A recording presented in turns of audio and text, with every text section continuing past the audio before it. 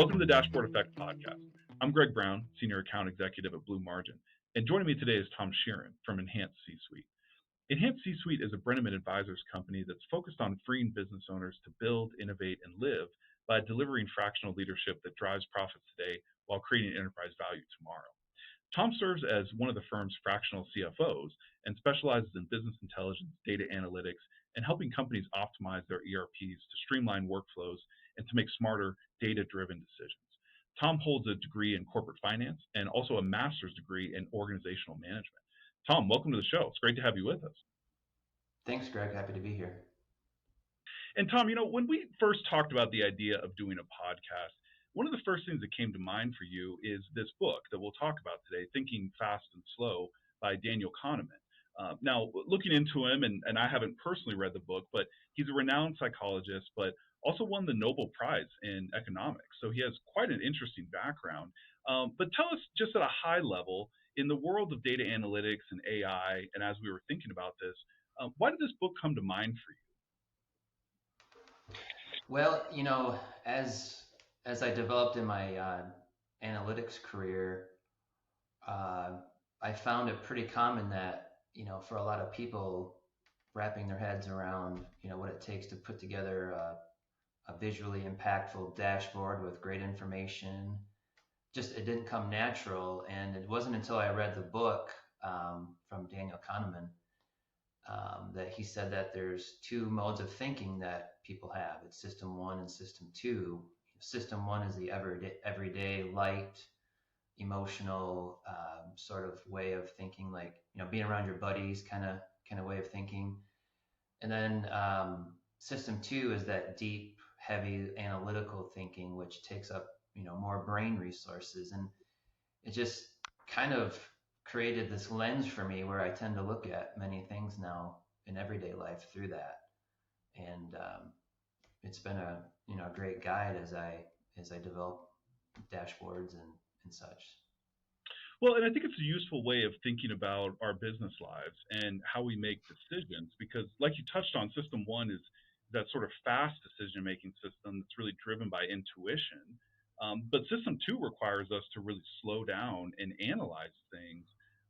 And I think, correct me if I'm wrong, but a core point of the book was really that we can quickly jump to decisions or make a decision, and it can feel like it's the right decision. Our intuition tells us that it is. But over time or later on, it's revealed that we needed more analysis. We needed to slow down and really look at the different aspects or dimensions to a decision that we were making before we can reach the right conclusion. And so what comes to mind for me in some ways is that we often don't feel like we have the time in business. We're under a deadline. We need to make a decision quickly, which seems to lend itself to those fast, intuitive decisions. But then also opens up the risk that we're not really analyzing everything. We don't have the time or the luxury to think slowly. And so we rush to a decision that feels right, but then later on understand that it was the wrong decision or that we could have considered more when making that decision. Yeah, they work hand in hand, right? I mean, we can't spend all of our time in system two because we probably won't get much done. Yeah. There's a lot of aspects in life that require those quick decisions where you don't even really have to think about it. You know, um, we all know 1 + 1 is 2 and all that, but we don't really even have to think about it. But you know, life really is about making certain assumptions, taking action. Okay, that didn't work. Kind of regroup, reframe. Um, you don't really get that kind of leeway though all the time working with a client. When you present them something, you really have to think through it, obviously, because they're trusting that you have the data right, and they're always kind of skeptical in a way, like is the data right? And they're just kind of, so you can't really throw up on the screen bad data and expect them to feel good about it. But related to that point, Tom, what have you seen in working with companies just regarding how are they positioning data to help with that slow thinking process, if that makes sense? And are there situations where you've just seen, hey, there's an ability to go deeper and really analyze a problem or a decision that the team needs to make, but our data is really not in a position to help us with that? Have you seen that and those sort of opportunities that companies Yeah, I've seen companies all over the board when it comes to the state of their data. Um, you know, companies that, well, really kind of when it started, was companies had multiple different types of software to handle inventory and accounting and sales and whatnot. And then these ERP systems started to hit the market. Um, and that consolidated all these software and these different software packages. So now, companies, I kind of rarely don't run into a company that doesn't already have an ERP. So Mhm. that's kind of like the first step of starting to centralize your data.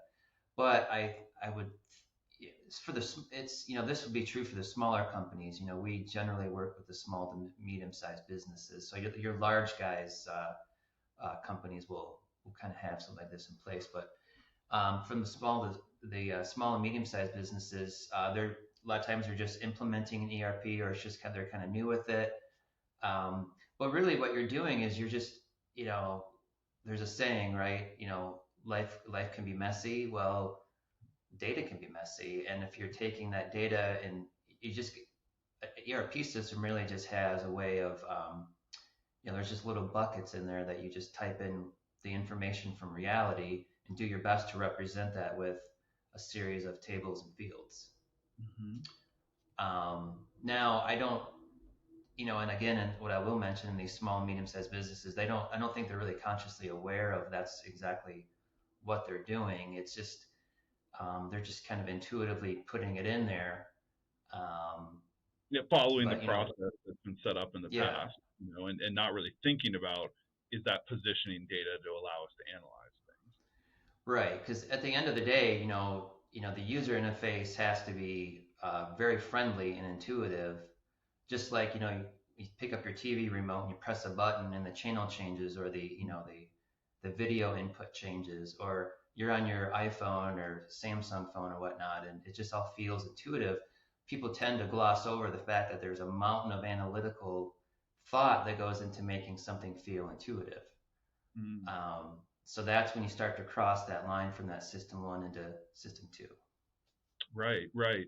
And what I think of based on our experience, which I think largely aligns with yours, is that there can be organizational data silos. I mean, as you mentioned in the past, it was more common for companies to have different systems for every function. And at a certain point, that really gets consolidated into an ERP. But then you might have an HRS system, you might have a CRM or another system that needs to be brought together in a way that helps to inform the decisions that the team is making. And so what I think we've tended to see in certain cases is that the data is there for the company. It might be siloed and disconnected, but it does exist. It's just that a system is lacking to bring all that data together with the sort of logic that's very specific to how that business sees their performance and sees their metrics, so that it can provide that sort of decision intelligence for leaders who otherwise would want to get into the data and run manual analysis and pull things together in Excel, but it would simply be too time consuming. It wouldn't fit the pace of business. And so, in effect, you have them missing a system that combines and brings visibility into their data. And that system would allow them to make a much more thorough decision and avoid a decision that's based on intuition and gut. But they simply don't have that system, and then they lack the time to be able to manually bring together all that data.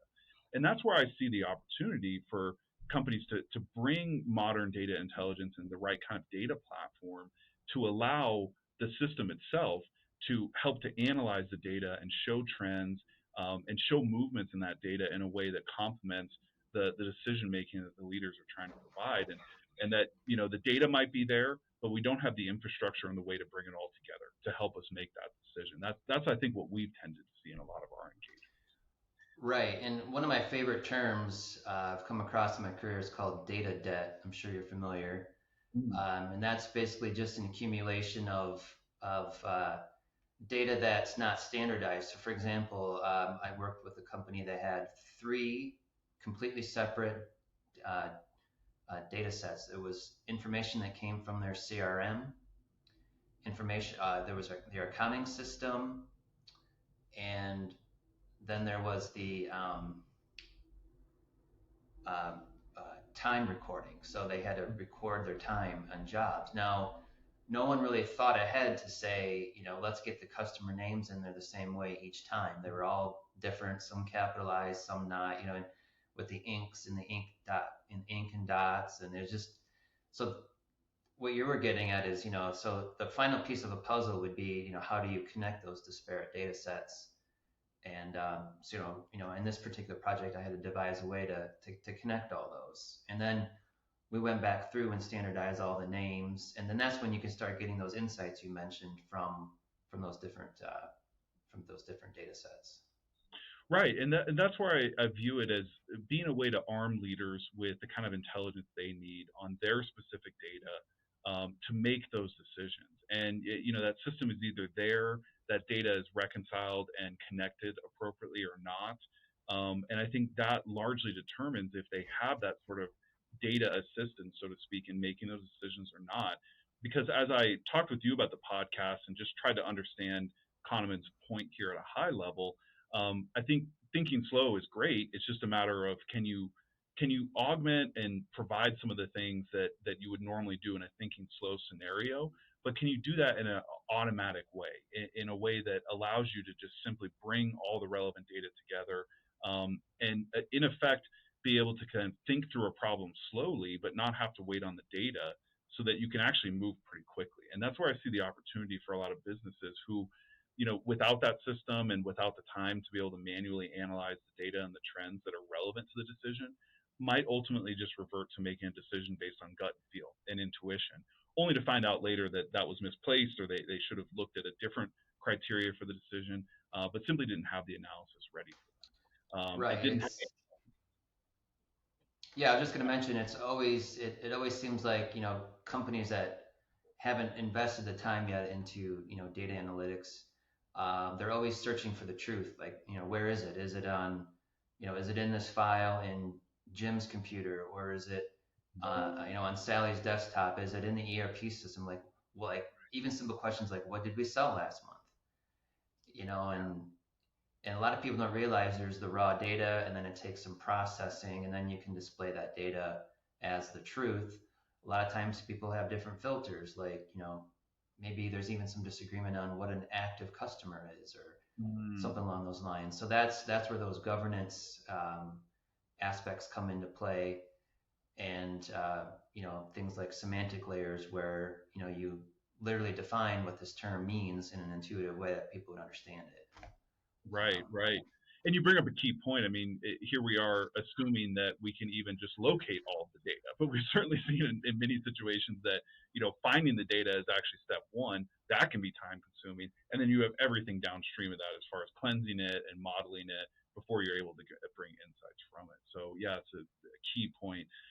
Well, turning the conversation in a slightly different direction, Tom, at Blue Margin, there's obviously a lot of hype in the market around AI, a lot of excitement and hype, I would say, and focus most recently in the last couple of years around generative AI and what that can provide and how that can help us automate things that we would normally manually do in business. And I think at Blue Margin we look at AI as not a panacea for everything in business, but as a precision tool that can really augment or complement what humans are working on. And that's, of course, outside of certain pretty standard or simple tasks that, yes, probably can be automated through AI. But there's much more complex ones where you still want a human in the loop. You just want some sort of precision tool that is AI complementing what they're doing. So, as we think about that and think about Kahneman's book, do you think that there are ways that businesses can look at AI to effectively help them, think in a slow way, but in a way that also meets the pace of business? Yeah, AI is a fascinating topic. But ChatGPT's been around for almost about a couple of years now. At first I was like, this is kind of novel and fun, and right in the style of Edgar Allan Poe or something. And then it became like, oh, it can do this, and then it became kind of terrifying, where it's just the pace of improvement is just growing exponentially. And then now you've got all these other companies jumping in, XAI, and then Google Gemini, Perplexity, Claude. I mean, the list goes on and on. I really think the future of work is definitely going to involve humans, but the humans are going to be managing their their AI agents. So like Mm. you'll have virtual people working for you. How many there are. I don't know. Let's just say 10, and you'll be their manager. But as they're doing those tasks, I think it's ultimately what it's going to do is going to shine a light on this data debt, because Mm. AI still kind of still requires. I mean, it's the models are built to be to work with data, but you're still going to need to have good, clean data. And I think it's really going to shed a light on a lot of this data debt that's out there. That's certainly what we've talked with our clients about recently, and I think that's such a key point, Tom, because you look at generative AI, and there's certain use cases where it doesn't need to reference company data. Let's say, like, help me write an email in the style of Edgar Allan Poe, for example. Like, we're not referencing anything with our company data when Gen AI is helping us generate that. But there's a lot of workflows and processes where AI could take over or at least complement what we're doing with humans in a given workflow, but it's going to need to reference company data. And one simple example that I shared with clients recently is I think it was a big wood panel manufacturer. They have customers across the globe. They take in probably 50 to 60,000 orders a year. And they use Gen AI to start to automate that process. So if the order comes in as a PDF or an email, whatever format, as long as it has words, the Gen AI tool will scrape the relevant detail as far as what the customer is trying to order. But then what it needs to do is reference that order against the ERP data to understand, do we even have this in stock right now? If not, what's the lead time? And what's the lead time if we do have it, and so on. And then confirm that order in the ERP so that the team can work on fulfilling it. And so right there, you have this example that's really valuable and can help to automate something, but absolutely requires clean and staged data from the ERP, or it's going to completely fail. And customers will be getting inaccurate lead times, or it'll be saying that something is in stock and it's really not in stock, and that could affect customer satisfaction. And so I think you're absolutely right that this will help to shine a light for companies that have this data debt and basically have not really taken time historically to organize and practice good governance on their data, that really getting it centralized, getting it cleaned, and putting, as you said, a semantic layer on it. I think that's really important so that we define what that data means for us as a business. That really becomes step one before we start ideating on how we can build AI-driven workflows. And I think there will unfortunately be some companies that have very exciting and valid and valuable ways that they could use Gen AI or traditional AI to automate, but then ultimately find that they're kind of stymied by the fact that the data isn't prepared and isn't really ready to contribute to that use case. And another thing that came to mind for me when you were mentioning that too, Tom, is that's one thing that we talk with our clients about when it comes to AI and analytics. And specifically what I mean there is using natural language questions and natural language to simply ask an AI agent to go pull some data from you and run some analysis. And I think that actually really connects to what we're talking about here with fast and slow thinking in Kahneman's book, because if I'm having to make a decision and it may be due in 2 days, and I know there's a bunch of valuable data, but I know that I don't have the time to actually run all that analysis. I don't have someone that can just do it for me. But what if I have all my data positioned and cleansed and we have a good semantic layer on the data? Well, then I can simply ask something like Copilot and Microsoft or other Gen AI agents, well, hey, here's my question. Here's the kind of analysis that I need to really complement and help me with the decision that I'm making. Reach into our data, run this analysis for me, and let me know what you find. And then I'm performing something with AI that could take me hours to complete. It might take 20 minutes, maybe 5 minutes, but it's going to be a lot faster. And then that allows me to have that perspective that I would otherwise gain through slow thinking, but actually allows me to move pretty fast. Do you think I'm thinking about the wrong way? Because I see an opportunity for businesses to maybe think slowly, but in a way that's pretty fast, as long as we have the data and the AI technology that we need and set up in place. Yeah, so I really, kind of as we're talking through this today, it just kind of struck me that really AI is a way to almost outsource your system two thinking, which takes more brain resources. That can also be a double-edged sword, right? Where you kind of your skills atrophy, if you will. Just like me, if I'm in Power BI for 2 weeks and I jump back into Excel, it might take me a moment to like remember how to do something. You get rusty pretty quick, and in fact, there's probably some studies already out there saying that your your brain kind of atrophies if you're using AI too heavily. But the going back to the good side of things, if you've outsourced System 2 to AI and it's going through everything analytically, you do have that semantic layer. Your data is clean. Um, you'll have you won't have as many mistakes as we make as normal humans. We all have these biases, confirmation biases, and whatnot. And that would be avoided. Uh, Right, and I think that's an important point as well, because even sometimes if we are running our own analysis and we're trying to think slowly, I mean, we have recency bias, confirmation. I mean, there's so many different biases that could exist and kind of insert themselves in our process. I think as long as things are set up the right way and we're asking the right questions to guide what an AI agent is doing with us when it comes to data analysis, then I think you can avoid a lot of those, or might find a surprising insider conclusion that you wouldn't have naturally thought yourself, or maybe you kind of ignored, but it's surfaced because the AI is taking a rather objective view of the data and helping you with that. yeah, and But that's what I think too, Tom, and I think it's an important point as well. And I think you've seen this with your clients that the right data architecture can help in a number of different ways. So one is the way that we're talking about with building the semantic layer on top of data, bringing definition to it, centralizing it in a way where we could pose questions of it. But all the while, that same sort of data platform is running automated dashboards. And let's say you're a field services company and folks need to pull something up quickly on their phone and just be able to get a pulse check of where they're at in the day. Well, we have the same data platform, which is a data lakehouse nowadays, that's pushing those automated dashboard updates.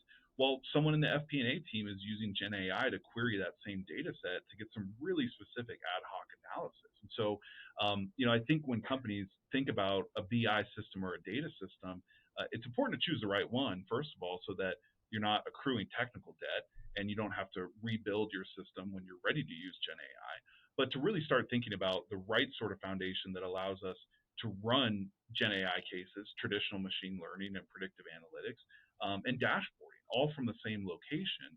And I think that gets back to where we've talked with companies about, well, hey, we're not quite ready for AI and we don't understand fully how we're going to implement that, but we want to start getting things in order. And hey, guess what? We also have ways that we could improve our current reporting and automate that and bring data sets together in ways that we just can't do. So that can provide some really immediate short-term value while you're also setting that stage for AI in the future. And I think there's a tremendous opportunity there. It just comes down to making sure that you have the right data foundation and platform to drive all those use cases. yeah, and that's essential because um, no matter how good you are, our brains will trick us. Um, I can't end the podcast without talking about my favorite example with the bat and the ball. If you go into a store and you see a baseball bat and a ball, and that combo together costs $1.10, and the bat costs $1 more than the ball, how much does the ball cost? Well, 10 cents. And when you sent me this example, I jumped right to that conclusion. And I felt 100% like that was the right answer, but it is not, right? Right. Right. Since together it's $1.10, the the bat would have to be, and the bat is $1 more, so the ball would actually have to be 5 cents plus $1.05 is $1.10. So yeah, Right. that's not intuitive. It gets everybody. That's just our brain making that quick, informal decision when it's not analytically correct. It's fascinating. And and you make me feel better too, Tom, because I sat there and studied it after I intuitively answered it. It was like, no, this can't be wrong. I was like, I have the right answer here. It literally took me doing that exact thing we're talking about, slowing down my thinking and breaking it out, and then the answer was as clear as day. But it was remarkable to me how sure I felt of that answer. I was like, it is absolutely 10 cents. Like, there's no question about it. And that's, of course, a very simple example.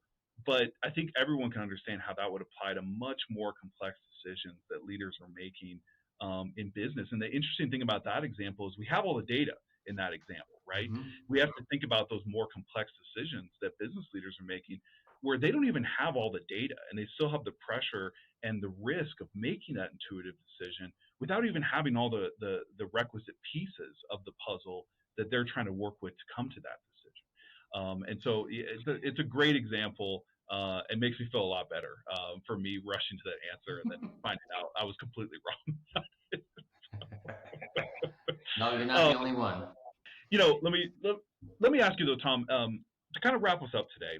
We've covered a lot of ground in talking about the book, some of the fallacies in decision making, and having data positioned and ready to help with decisions. But as you think about companies you work with and the whole conversation today, if companies are feeling like, hey, we just aren't set up to use data as well as we should be able to make decisions, what are some of the most practical steps and things that they can start on that would help to start positioning data the right Well, you mentioned it earlier, just simply locating it, like where is the source of way? truth for this data? And, if a lot of times I see companies, they went through the effort of putting in an ERP system, but they're still maintaining all this other data outside of it. Mm, So, identifying where the data is at is very important.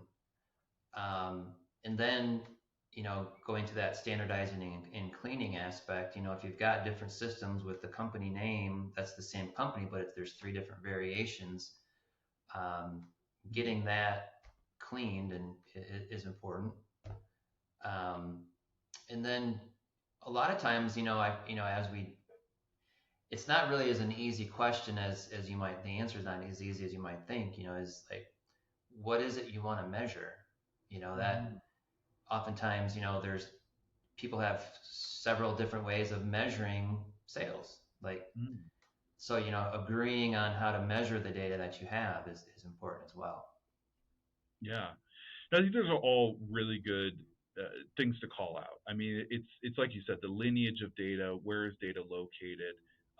Where do we have similar sets of data that haven't been reconciled yet? And then I think about the positioning of that data. Where are we ultimately landing all of that data?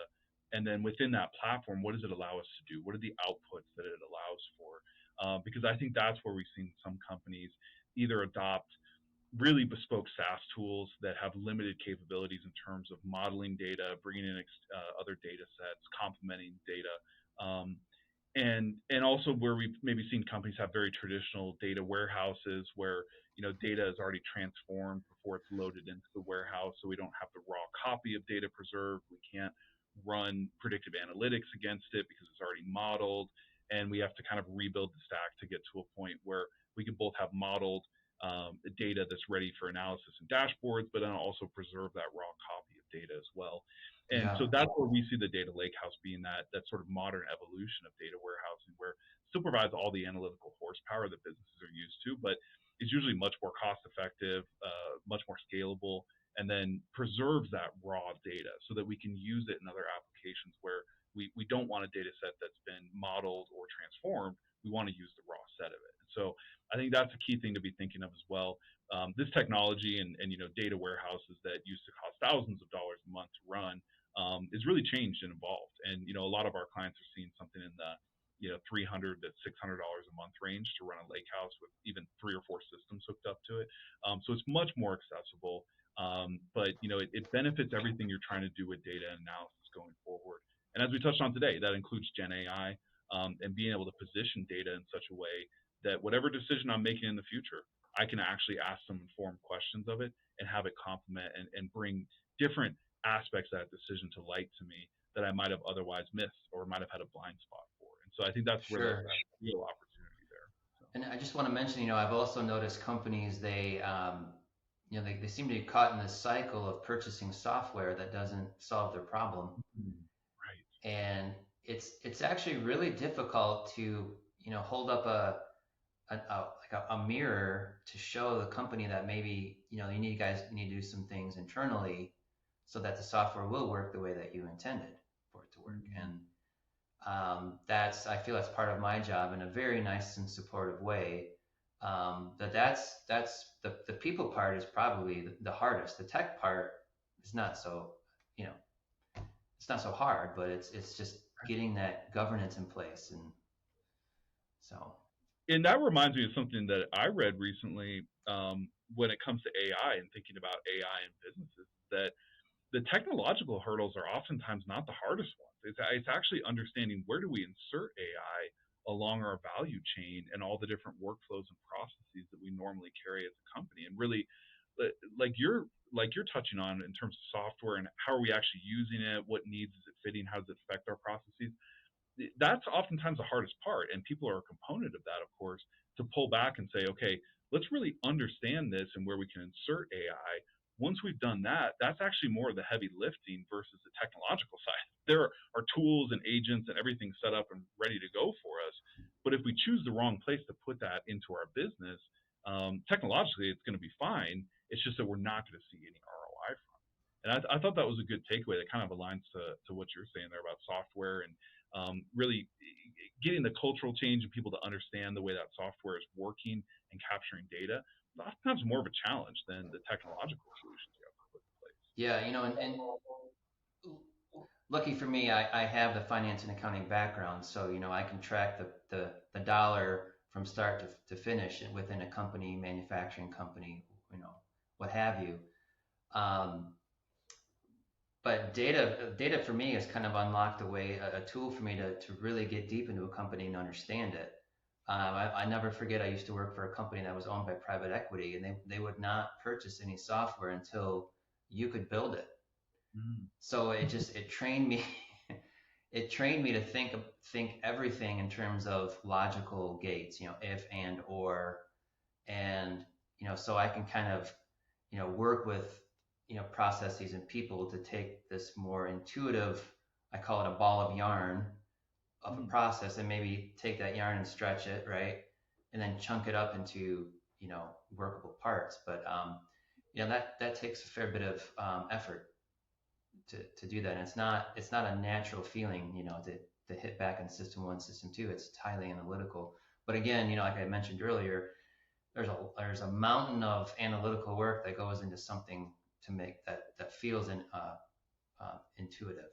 So Well, yeah, and I think that's also the value of that outside perspective, right? Because everyone inside of the company, it's a ball of yarn, and we're all familiar with it, and we're comfortable, and intuitively, that's just the way this company runs, right?